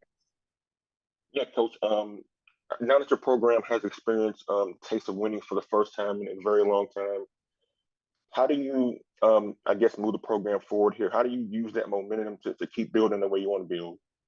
Yeah, man, just staying true to the process. I mean, it helps to get this, because if there was guys who was wondering if it works, I mean, now they get a chance to see that it does work. But for us, we're just true to the process. We do winning things each and every day. So it hadn't affected anything. We hadn't done anything different. Our approach this week is going to be the same as it's been, every other game. So for us, it just kind of validates what we do and who we are and how we go about what we're doing. But for us, it's pretty much the same, staying true to the process, doing winning things each and every day. As a quick follow-up, Coach, I know 1-10 isn't a very good record, but the one win means a lot considering the circumstances. how would you use this end of the season and into off season to try to get better as a program, knowing you have a little bit to build on? Yeah, I mean, like I said, we're just gonna continue to build off of it. It feels good. We can talk winning, but again, kids need to see it. Everybody needs to see it, coaches as well. So, people need to see that your hard work is paying off. So this here just kind of, like I said, it validates, solidifies that who we are and what we do on a daily basis. It's starting to show. We've been close in a lot of games. Before the Jackson State game, we could have easily went into that game on a 3-game winning streak. So, I mean, it helps. Without a doubt, it definitely helps as far as moving forward. But I tell you this, it's over. We've turned our attention to Alabama A&M, to go win that game. We go out and not successful this game. I mean, it kind of nullifies everything that happened this past game. So again, we always forward thinkers. So again, we're looking at Alabama A&M. I appreciate it, Coach. Yes, sir. Try to get 2 more questions in quickly. First one goes to Timona Stapleton. Good morning, Coach. How you doing? Hey, good morning. Congratulations on your win. You've made it clear we're moving on to Alabama A&M. So I'm going to ask you a question. Moving into practice this week, how are you going to proceed with the momentum of that win in terms of your offense and defense and just focusing on those fundamentals for next week's game? Yeah, you hit it. I mean, you just hit it on the head. We just got to keep doing these little things right. Like I said, we didn't have any turnovers, and we caused 3 turnovers. So again, we protecting the ball and we getting teams to turn the ball over. We didn't have a sack. We didn't allow 1 single sack, and we got 2 sacks against those guys. So just staying true to the just basic fundamental things of just playing football. Can you tackle the ball? Can you protect the ball? That's what we're going to continue to focus on this week. Just keep doing these little things right. Just kind of the big things happen, but it's just a combination of a lot of small things you do each and every day. So we're going to continue to hop on just the basic fundamentals, and we're just going to go from there. Good luck this weekend, Coach. Yes, ma'am. Thank you. Last question goes to Melvin Bill. Hey, Coach, congratulations on the win here in Tallahassee. Quick question about your shirt, Valley versus everybody. What is that all about? Yeah, I mean, it means exactly what it says. We realize that, the only somebody we have are these people in the building, and we kind of embody that. We embrace that, and that's the mindset that we have. So anytime we step out there, we realize that there's a lot of things against us, whether it's people, situations, whatever it may be. So it just kind of helps us just lock in and say that we all that we got, but we all that we need. So, I mean, it's we embrace that, we embody that, and we use that every time we step out to go out and compete against anybody. Thanks, Coach, and good luck this weekend. Yes, sir. Coach, as always, we appreciate your time. Look forward to speaking to you again next week. Yes, sir. Thank you. Appreciate it. All right, we now go over to Prairie View A&M and Coach McDowell. Coach, I know we're a little bit behind schedule, so thank you for your patience and good morning. Absolutely. Good morning, everybody. Coach, if you could start us out with an opening statement recapping your team's most recent outing versus Alcorn State. Sure. First, let me say congratulations to TC and Coach Graves. Again, whoever wins, go get that SWAC for us, baby. Bring it back to the SWAC, in the Celebration Bowl. But yeah, I mean, obviously a great defensive battle. Both teams said, brought these guys in, got them mentally ready to play, defensively, offensively, special teams. We did the same thing here at PV. Again, like I said, it was definitely a defensive battle, but they won the battle more so than we did to stop our guys from getting in the end zone. Even though we still had our opportunities to score in the end, with 3:36 left in the game, in the fourth quarter, it was 19-13.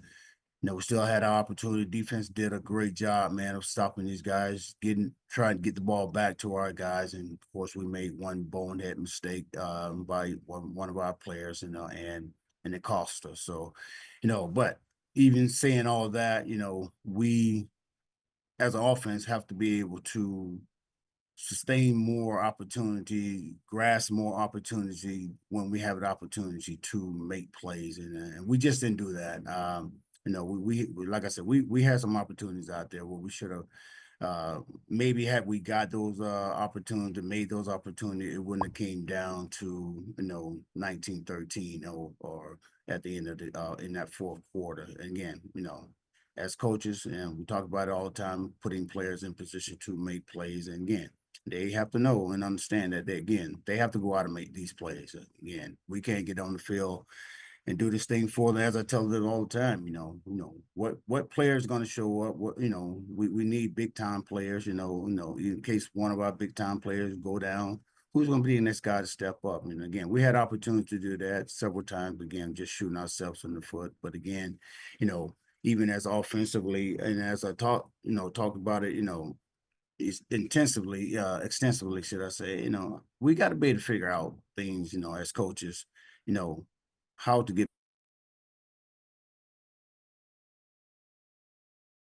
make adjustment for Malachi. Again, we knew who he was coming into this game. We knew what kind of defense they had coming into this game, man.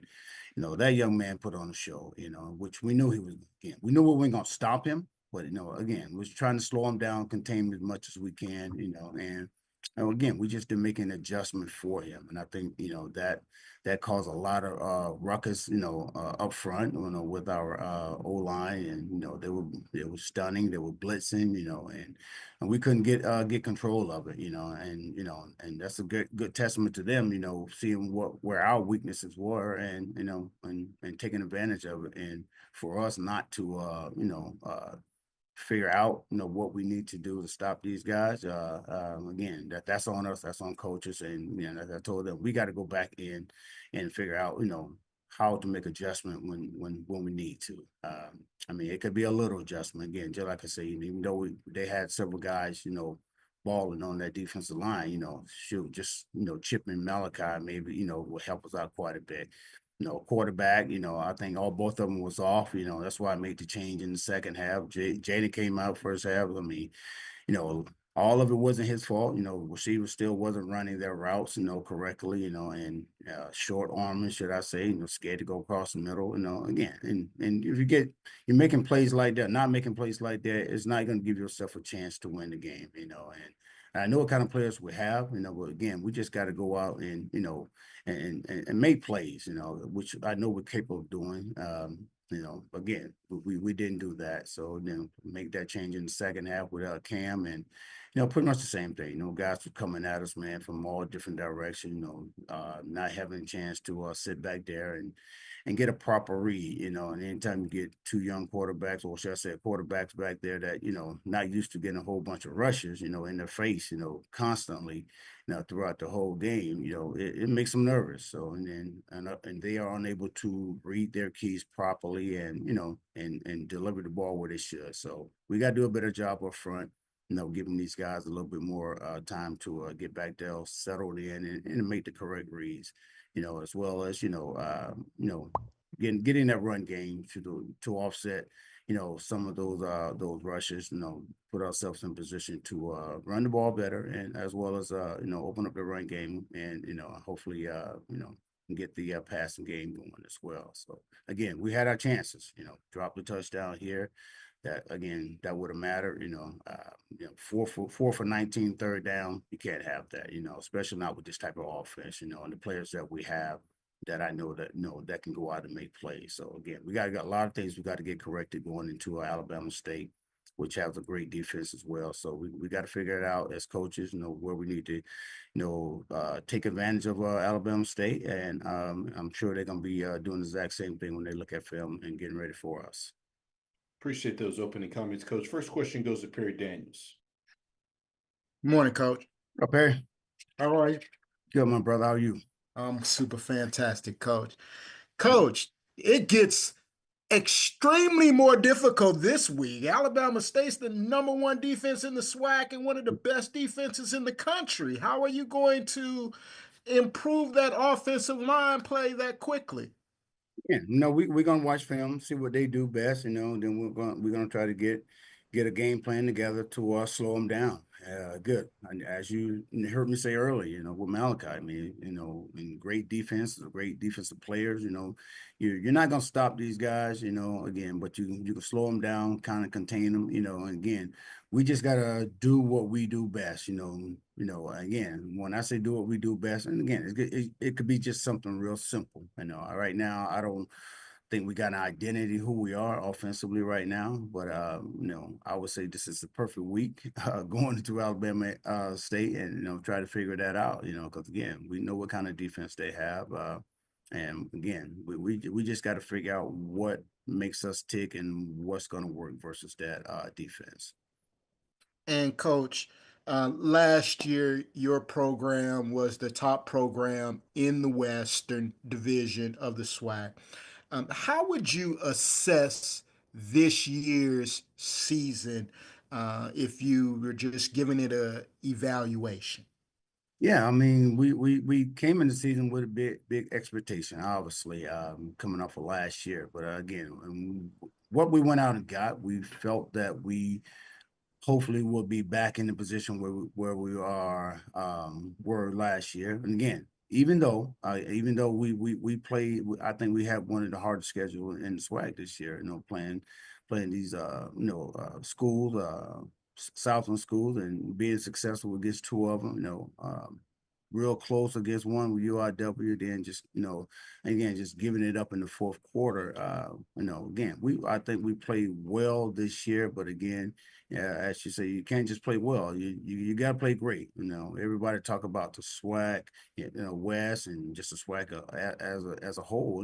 How important it is to just come out and play, football every Saturday or Thursday, whatever day you're going to play on it, man. Again, just trying to keep these young men motivated to understanding, like, every game is different. You can't go into the future game thinking about the past game, and that's one of the things I was trying to get them to understand. Even though we beat a great team, last week, with FAM, we got to forget about that and get ready to play a good team that's coming in here. And and for the most part, we didn't do that, until we came out second half. Defensively decided to wake up. But again, offensively, again, we still didn't put it together.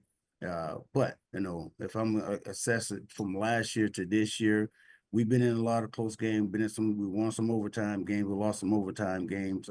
But again, we just got to go back, right now, finish up this season strong, and and try to win this game against Alabama State. See where we try to get at least to 500. And go from there. Again, we got a lot of guys leaving this year, and we got to regroup. And and that's our plan right now. Just to again, just go out right now and try to get this game against Alabama State, and come out of victory with these guys. Thanks, Coach. Good luck to you. Thanks, Barrett. Last question goes to Doc Holliday. Coach McDowell, how you doing today? What up, Doc? I'm good. Seeing with Jaden Johnson went down, you went to Cam Peters. You do know you're going to have the starter for the game against Alabama State. Yeah, Jaden will be back in there. Yeah, again, like I said, I pulled him out because again, some of the throws that he was making wasn't good. It's like he wasn't settling down. Again, probably due to the rush that he was getting from the defense, and again, just making bad throws. And again, not all throws were his fault, but again, some of it was the wide receivers not running their routes where they need to run. So, but pulled him out again, just try to set him down, put Cam in there, hopefully trying to get some type of spark going, offensively, and then see where we can, take that offense, that second half. Again, we had our chances even second half, but again, we didn't capitalize on them. But he will start against Alabama State. And my second question is, even though Alabama State is going to go into the game shorthanded with the suspensions, what are you going to tell your team by not, about not looking ahead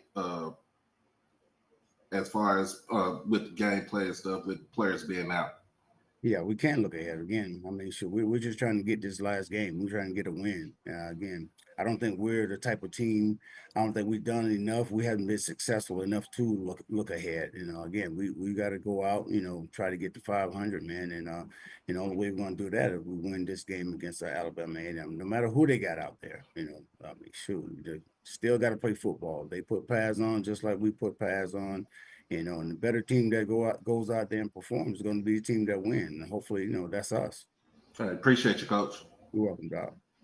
Coach, as always, we appreciate your time. Look forward to speaking to you again next week. Thank you, guys. Sir, thank you. All right, next we go over to Southern University and Coach Graves. Once again, if you do have questions for our coaches, please utilize the raise your hand feature to get your question in the queue. Please limit your questions to one initial question, potential of follow-up. If we've got additional time allotted in our coaches' availability, we will work our way back around to get additional questions answered. With that being said, had to be joined by Coach Graves with Southern University. Coach, first and foremost, congratulations on your program clinching the SWAC Western Division title. Thank you, Drew. I appreciate that. And I want to say to God be the glory for all the wonderful things he has done in my life. Today, I was blessed to wake up to be 56 years old today. And so I'm excited about having another year on earth. I want to thank everybody, all the coaches for the well wishes and congratulatory words and encouragement. I appreciate that. Congratulations to Coach T.C. Taylor at Jackson State for winning the East as well. And we'll certainly meet up in a couple of weeks to play the SWAC championship game. Saturday was senior day here at Southern University, and we had an opportunity to send out 14 young men who's meant so much for our program to be able to salute them in front of the Jaguar Nation and appreciate them for what they've done. It was really good. It was a beautiful day. We knew that a very good UAPB football team was coming in here, and we knew that. And I told the guys, they were coming in here to win, and they were coming in here to win the game, to spoil it a little bit, and to ruin senior day. So we had to be ready to go. And hats off to Coach Hampton and his staff. Those guys are doing a really good job. Coach Hampton is a high energy coach. He's a great person, great personality. We had a great time talking pregame, and I know Coach Maynard alluded to that earlier in the year. I think it's incumbent upon us as coaches to make sure that we get to know one another in this conference as coaches on a personal level, if opportunity presents itself, because it's bigger than just football. Yeah, we're competitors. All of us are ultimate competitors. I'm the ultimate competitor, but you got to also be able to show our players, our young men, how to carry ourselves in those competitive environments. And those guys came out and they played. They jumped out on us.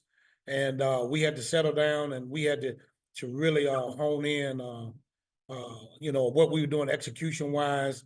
And we were able to get the lead right in the second quarter and score a couple times. And then second half, at halftime, I told those guys, don't look at the score. Don't get caught up into any of that. We just got to win every play.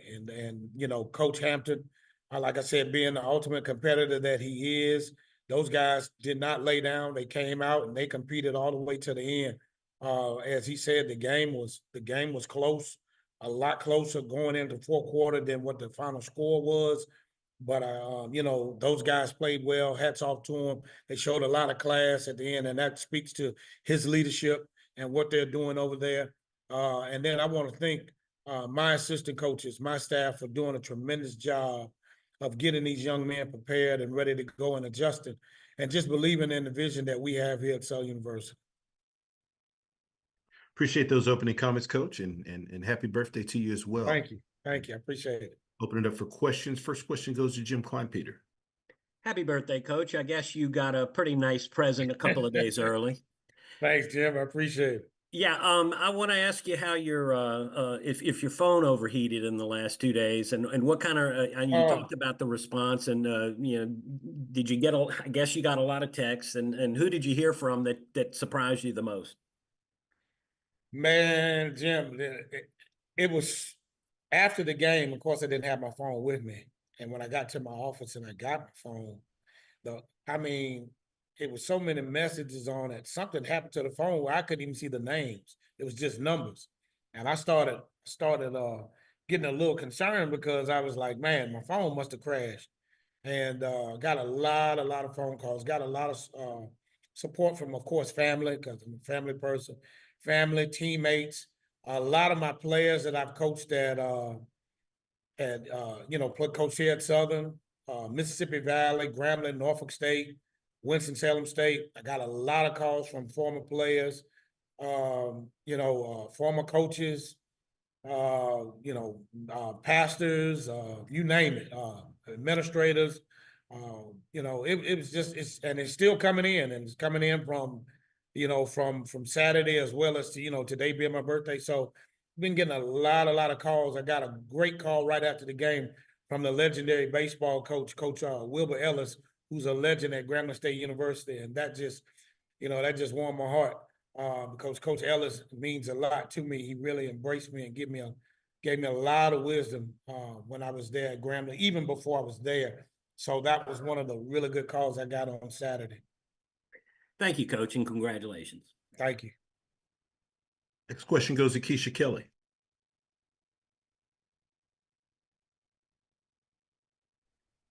All right. Hey, Coach, you started off with saying happy birthday. That's what I was going to lead with. You tell us your birthday, so happy birthday. Thank you, Keisha. You tell, and congratulations on securing the SWAC West. But we know before we get into the championship game, we know we got to head to New Orleans. We got to head down for the Bayou Classic. Only coach that has won on both sides with Grambling and Southern. What are you doing to prepare for the Bayou Classic, Coach? Well, it's business as usual. It's the Bayou Classic, and we have to, of course, the championship game is going to take care of itself, but we got to take care of business in hand. Grambling has a really good football team. It's a rivalry. I call it the state championship, because it's bragging rights, it's recruiting, it's family, sibling rivalry, and all those things that pour into it. And so we have to get prepared for a really, really good Grambling State football team. So it's going to be business as usual. We'll take today off. And then we'll get back to work tomorrow, and we'll work all week. We'll go even, we'll practice on Saturday. We'll practice Saturday around game time so that we'll get a feel for playing that 1 o'clock kickoff. It's something that I learned from Coach Richardson when he was here. And I did that when I became the interim head coach last year. So it's going to be business as usual because that game means a whole lot. Number one, it's the next football game, and then because it's the rivalry game. So we got to be prepared and locked in and focus on GSU. All right, good luck, Coach, and tell Big Miles congratulations on their scoop and score. They made it to Sports Center. I will, thank you. Next question goes to Perry Daniels. Congratulations, Coach, and happy birthday. Thank you, Perry. I appreciate that. Yes, sir. So, Coach, you are an inspiration, I'm sure, to a number of longtime assistants that finally get a shot at becoming a head coach by winning the Western Division. Talk to us about where your team is currently to the vision you to the vision you had when interviewing for this job. Well, Perry, to be honest with you, this team is right where I thought we would be. I thought that we would probably have 2 less losses, but I really thought that this team, we had a good enough team, and if we got the right pieces that we needed, right now pieces to add to the team chemistry, I thought that we really had a great chance of competing for a SWAC championship. And I told them, I told the board, the administration, my athletic director, I told them all, I really thought the pieces were in place. Of course, we lost a number of guys, but then we did a really, really good job of recruiting and replacing those guys and adding. So we had a really, really good signing class, and those guys came in and they fit right in. And those guys are playing. A lot of those guys are playing First-year guys, we're playing some true freshmen as well, and that's valuable. We're playing some redshirt freshmen who are starting and playing that's doing a great job. So, Perry, when God gives you a vision, you have to be obedient and follow it. And so, I've been obedient, and he's showing me that the obedience, that he will give us those things that we desire. And so, being obedient and staying, humble and working hard and tuning out the noise. I really thought that we had a shot. I told Coach Richardson, he asked me that, over the summer, and I said, Coach, barring any injuries or major injuries with the team, I think that we can compete for the championship right now. And you have mentioned your relationship with the legendary Coach Richardson. What were his comments to you after the victory? Well, you know what's funny? We haven't even talked yet. And I know he's gonna call me today because today is my birthday. I wouldn't be surprised if he pops up in here because that's just how Coach is. Coach is gonna do the unexpected when it comes to me. And so I know he's gonna call, and we'll talk, and we'll have those special moments. I know he was happy, I know he was elated. I saw him before the game. We talked a little bit, and he just had that big old smile on his face and told me do what I know, what I'm always done. So, just to know and to be able to do that and have him witness that period, words can't explain and describe how I feel. Absolutely. Well, congratulations again, Coach. Great job. Thank you. Next question goes to James Hill. Coach Graves, how you doing today? Happy birthday. Congratulations. How's it going? Thank you. I appreciate it. Everything's well. Yes, sir. The Bayou Classic. You know all about it from both sides. Yourself, Doug Williams, Coach Rob, Coach Richardson, Marino Cassim, and the list goes on. But just talk about this game we're about to see in the Dome, what that's all about, and why it's so important. Well, you gotta throw all the records out the window. You gotta throw everything out the window because this is the grandest classic of them all. There are a lot of great classics. All of them are great, but the Bayou Classic is special because of when it's played, where it's played, here in the boot and the Caesar Dome, the Superdome down in New Orleans. It's nothing like it. The city, is lit from Thanksgiving, well, actually from Monday to the game to the following Monday. So, the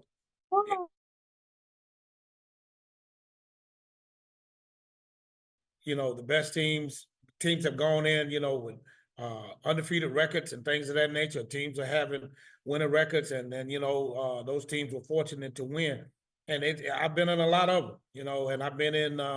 This will be, I think, 52, I believe. I think it's the 52nd Bayou Classic, if I remember correctly. If it is, it might be 51. Can't remember. I've been in a lot of them. I've been in about 20, 27, and 28 of them.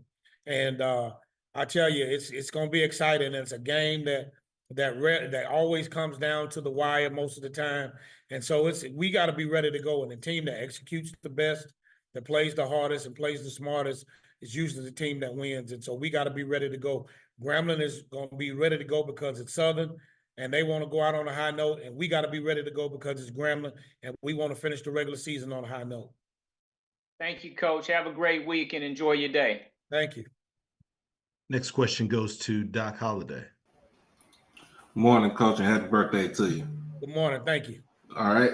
The play with Willie Miles, in my head, all I could think about was Chris Berman saying rumbling, bumbling, stumbling. Tell us about that play, but also tell us about your defense as a whole throughout the whole game against Pine Bluff. Well, that play was just a testament to, as I told the media on Saturday after the game, that's a testament to a young man who, where the opinion is that he's technically not supposed to be a Division I football player because of his size and his stature and things of that nature. But people fail to realize that he was a very good high school football player, I think on the 5A level. And I want to say he was an all-state football player. Wow. And he works and he prepares and he makes the most of his opportunities. And because of that, he was rewarded for his hard work and hustle.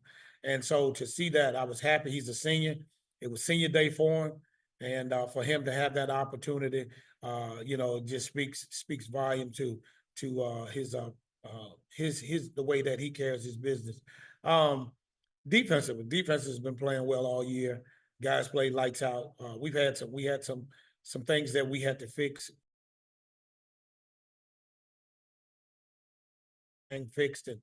And one thing about those guys, they take it on, put it on themselves to try to make sure that, when teams get in the red zone that, we try not to let them score or at least hold them to field goals, because that gives you an opportunity to come back to win if you can do that. So those guys did a great job of bending and not breaking. They bowed their necks and dug their heels in, and hats off to them for doing such a great job.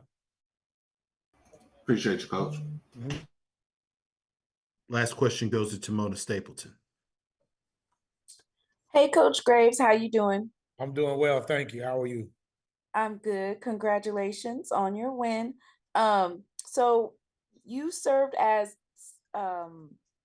Southern's interim head coach during last year's 50th anniversary for the Bayou Classic, and you took the victory 27-22. And then it looks like you coached for Grambling in the Bayou Classic in 2021 as the head coach. How important is it this year, having already clinched the SWAC West? How important is it this game? Head coach at Southern, how important is it for you? It's very important because it's the next game, and we need to win the next game. It's very important because it's the Bayou Classic. It's the state championship. It's very important because of all those factors. And it's not whether I was the interim head coach or the permanent head coach. It's important because it's the very next game, and we want to win every game. We don't want to take anything for granted. We don't want to take a team lightly. And so it's important that we prepare for this game to give ourselves the best chance of coming out victorious, because Grambling has a good football team. And as I said, you have to throw all the records out the window. You have to throw all that other stuff out the window, and you got to lock in and focus, because they're going to be fired up and ready to play, and they're coming to win as well. So, Coach Mickey's from New Orleans. Coach Dooley's from New Orleans. Coach Dale Lee is from New Orleans. And they're going to be fired up, ready to go, and because it's Southern and Grambling, and so we got to be ready to go and make sure that we put ourselves in the best position to win our very next game. Congratulations again, Coach, and good luck this weekend. Thank you. Coach, as always, we appreciate your time. Look forward to speaking to you again next week. All right, thank you. Yes, sir, thank you. All right, we now go over to Texas Southern University and Coach Dishman. Once again, if you do have questions, please utilize the raise your hand feature to get your question in the queue for Coach. With that being said, happy to be joined by Coach Dishman with Texas Southern. Good morning, Coach. Good morning, everybody. How y'all doing? Doing great, Coach, and thank you for taking some time out of your schedule to join us. Coach, if you could start us out with an opening statement, recapping your team's most recent outing versus Bethune-Cookman. Well, we're glad to get that victory versus Bethune-Cookman. The most frustrating thing was to see not that many people in the stands. I think that everyone from Texas Southern need to come out and support Texas Southern sports, need to get in the stands and have these guys and cheer these guys on. We probably had less than 1,500 people. We had less than 1,500 people in the stands, and that's the most disappointing thing to see. We're in a 30,000 seat stadium and don't have 1,500 people. So the ones who was there, I thank you guys for coming. The ones who was not there, get your tickets and come to the game. Stop saying what we should do and do it. Appreciate those opening comments, Coach. First question goes to Charles Bishop. How you doing, Coach? How you doing, Charles? You guys honored 19 seniors this past home game, and I just wanted to ask, what did this group of guys did they mean for you, especially your first year here at Texas Southern? Well, they helped me out a lot.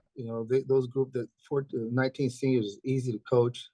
They took the leadership, and I'm just really happy for them, and hopefully they can go on and do bigger and better things, not just on the football field, but in life, period.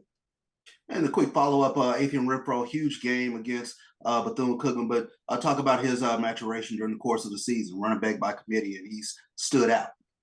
Yes, he has. Renfro has been practicing good. You know, guys don't understand this. You practice good, you play good. You know, you just can't turn the switch on and say, I'm gonna play on Saturday. This doesn't work. You got to prepare for it. He's been preparing. He's doing a good job. Coach Kimber Anderson is doing a great job with all the running backs and having them all ready to go. Appreciate you, Coach. Next question. You guys wrap up your first year as a head coach here in the SWAC. You've been placed into a very competitive West Division, a lot of close games, standings are tightly packed. What's been your impression of how competitive this division has been, and what have you learned in terms of how to win these close games like the divisional games you're going to have this week against UAPB? Well, just can't make mistakes. Can't make critical mistakes at times. You know, we jump off sides here. We do something here. We put us in long situations, get behind the sticks, and then we have to make up the sticks. And then on 4th and 3, our defense jump off sides. You know, and then now give them another 4 down. So we have to be able to understand that each game is very critical. Each down is very critical, and preach that each and every day in practice next year. And Coach, what do you want to see from your defense against UAPB this week and that the receiver and the quarterback that they got? Well, we have to, you know, those two are 2 big time players, so we're gonna have to make sure we pay close attention to those 2 players. And I would like to see our defense fly around and play Texas Southern football. Texas Southern football, the way we played versus Prairie View, the way we played last week. You know, those guys when they get their motor running, they can play. All right, thank you, Coach. Next question goes to James Hill. Hey, Coach Dishman, I hope you and everybody in Houston are well. How are you, sir? I'm doing good. Good. Talk a little bit about giving guys an opportunity to play, some of the younger players, the developmental guys, as you get into your last game and kind of move forward with your program. Well, we develop guys. I have a great coaching staff, first and foremost.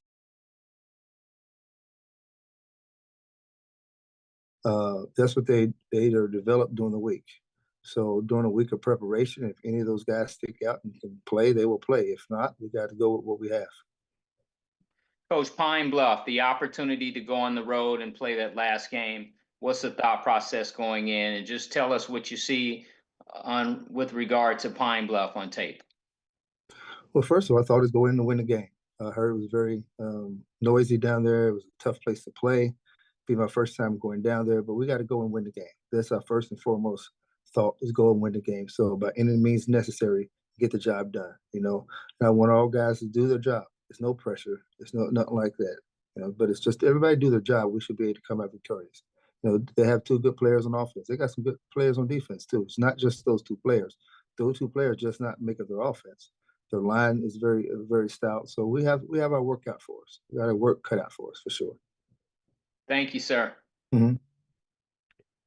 Currently taking questions for Coach Dishman with Texas Southern. All right, next question goes to Kyle Mosley. Hey, Coach, how are you?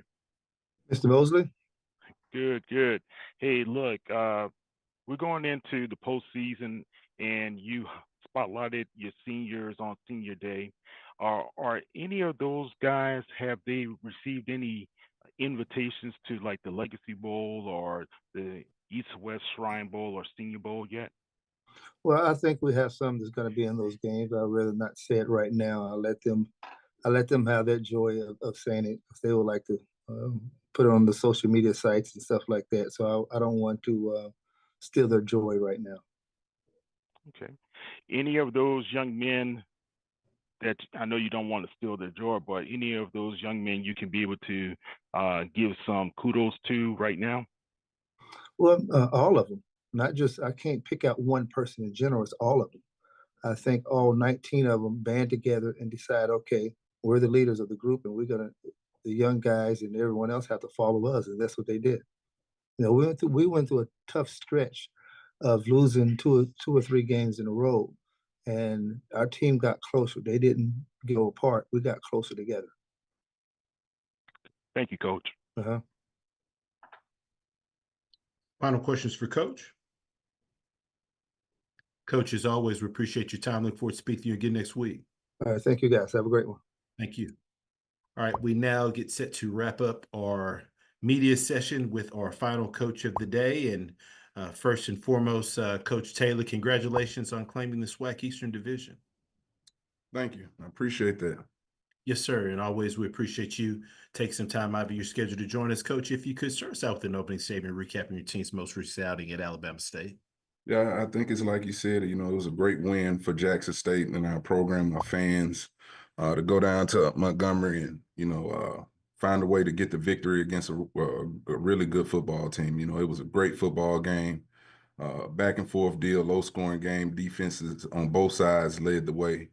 But in the end, we were able to generate a couple of explosive plays out there and find a way to win the football game. So feeling really good where we are as a program right now to be East Division champs, but we still got a lot of football still to play. So we're getting geared up to go down here to Warman this weekend, a big rivalry for us, the Soul Bowl.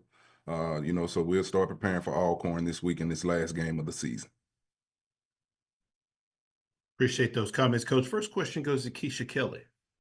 Hey, Coach. Hey, how you doing? Good. Congratulations on clinching the East this weekend. Didn't get a chance to really catch up with you and talk to you. But at the end of the game, I did see the big smile on your face when you were talking, I guess, to ESPN. My question is, what are y'all doing to prepare for Norman? Because I know it's a rowdy environment, just like it is in Jackson. So what are y'all doing to prepare for the Alcorn State Braves? It's just like you said, you just let the players we're letting our players know what to expect in a game like that. A lot of tradition and great players have played in this football game, so just giving them the heads up and understand, even though we have clinched, this is a game we want to win. It's our last game on our schedule, a game we want to go down there and perform well in. A lot of family on both ends, though, in the game. They're Alcorn alums. And you just let the players know, and we'll just go prepare like we do every week, though, but just giving them, the heads up when you're walking into an atmosphere like that down in Norman. Well, good luck, Coach, and ignore your uncles and your cousins from Alcorn, okay? I will do. Thank you. Next question goes to Doc Holliday.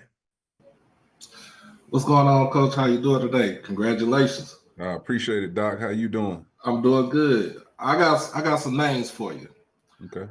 Robert Hill, James Carson, Robert Hughes, yourself. Those names are synonymous that they were former players that either won the conference or won a share of the division. How does it feel to be in a company like that? It feels good. It feels good. A couple of those names you on there, you called. I was a player on those rosters, and so I know what type of coaches they were. How they approached it every day. But anytime you can be mentioned with those type of names, those are basically legends in itself. When you talk about Jackson State football, but it feels great, and to be able to say that in just my second year, I can't say enough about it. But still, early in my career here. Still a long ways to go, and just got to do the things that got me here and continue to do those things the right way, building it up making sure we got the right people around the program, and and just continue to set the expectations high. And my second question is the play that basically sealed the game, the safety. I forgot who was the player was, but the setup was with Philip Webb taking on two blockers, and where the rusher was free to come in. What about that play that just basically sent you into a frenzy? Yeah, I mean, it was kind of like that feel when True Thompson made the big play against FAM and caused that turnover.